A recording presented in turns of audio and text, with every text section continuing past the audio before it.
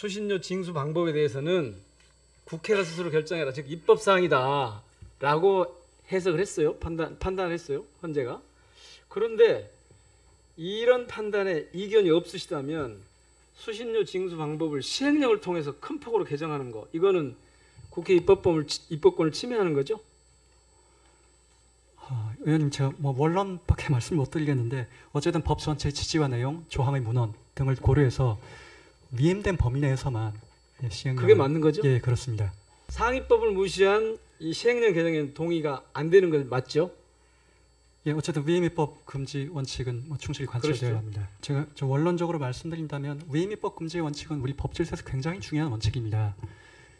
그 체계에서 법질서가 무너지면 사실 우리나라 전체 법질서가 무너지기 때문에 결국 헌법, 법률, 또 명령, 규칙으로 이어지는 그런 유기적이고 상호적인 체계나 질서는 지켜져야 한다고 생각하고, 그런 점에서 말씀하신 그 위임입법 금지 원칙에 대해서 저도 중요성을 잘 인식하고 있습니다. 미디어 오늘. 위원장님, 시작하기 전에 의사진행 발언하시죠. 예, 후보자께서 지금 점심을 못 드셨다는데 계속해도 되겠습니까? 저는 계속 하고 싶습니다. 아, 괜찮으세요? 네네네. 진짜입니다. 예. 나중에 딴 얘기하기 없겠습니다. 예, 일단 얘기 안 하겠습니다. 예, 시작하겠습니다. 예. 그 후보자님, 시행령 통치란 말 아시죠? 네, 그 들어봤습니다. 얘기가 리걸 마인드 혹은 뭐 법 정서적으로 보면 되게 좀 부정적이죠. 그렇습니다. 예. 제가 서면 질의를 드렸더니 시행령 통치에 대해서 어떻게 생각하시냐 했더니 권력 분립의 원칙과 법치국가 내지 법치행정의 원칙을 고려할 때 하위 법령의 규정이 상위 법령에 위임한 범위와 한계를 준수해야 함은 당연하다 그러셨더라고요. 맞습니까? 그렇습니다. 그렇게 보시는 거죠? 네네. 오늘 오전에 국무회의에서 시민들에게 되게 불편을 초래할 것으로 예상되는 이 시행령이 의결이 하나 됐어요. 그게 이제 그 KBS 공영방송 수신료 분리징수 시행령인데, 국회가 이런 징수 절차에 대해서 결정해라라는 판단이 헌법재판소 99년하고 2008년에 나왔어요. 수신료의 금액, 납부 의무자의 범위, 징수 절차 등은 수신료에 관한 본질적이고도 중요한 사항이므로 입법자인 국회가 스스로 결정해야 한다. 이 헌재 이 판단에 대해서 이견이 혹시 있으십니까? 의원님, 제가 사실 그게 잘 보이지가 않아서. 안 보여요?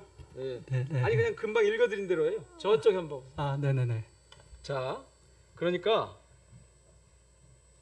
수신료 징수 방법에 대해서는 국회가 스스로 결정해라, 즉 입법사항이다라고 해석을 했어요. 판단을 했어요. 헌재가. 그런데 이런 판단에 이견이 없으시다면 수신료 징수 방법을 시행령을 통해서 큰 폭으로 개정하는 거, 이거는 국회 입법권을 침해하는 거죠? 의원님, 제가 원론밖에 말씀 못 드리겠는데 어쨌든 법 전체의 취지와 내용, 조항의 문헌 등을 고려해서 위임된 범위 내에서만 시행령. 그게 맞는 거죠? 예, 그렇습니다. 자, 그러면 지금 헌재하고 사법부는 계속해서 이 TV 수신료, 그러니까 공영방송 수신료는 특별부담금이다. 그래서 수신료 납부라고 하는 것은 거부하거나 이 받아들이거나 할 수 있는 게 아니고 법적 의무 사항이다. 그렇게 얘기를 하고 있거든요. 그것도 맞는 거죠?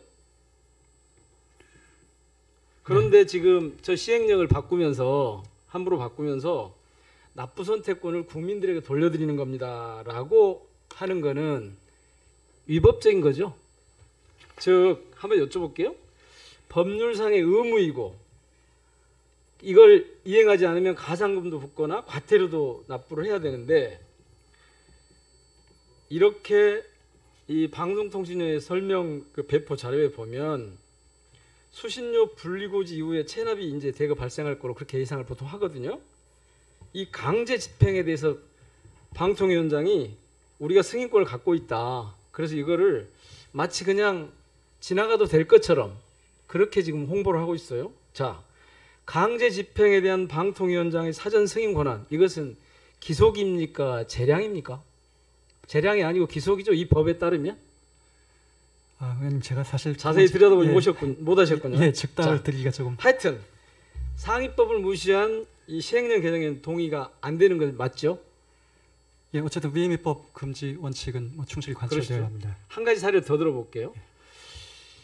전에 뭐 자주 들으셨겠지만 검찰청법에 검찰의 수사 개시 범위를 두 가지로 했어요. 무슨 등, 그러니까 경제범죄하고 부패범죄 등 두 개로 했는데 이 등의 해석을 어떻게 하십니까 하고 여쭸더니 두 가지로 말씀을 하셨더라고요. 제한의 의미로 쓸 수도 있고 확장의 의미로 쓸 수도 있다. 그것은 대개 전후 문맥이나 법률의 세계나 입법 취지 등을 봐서 해야 된다.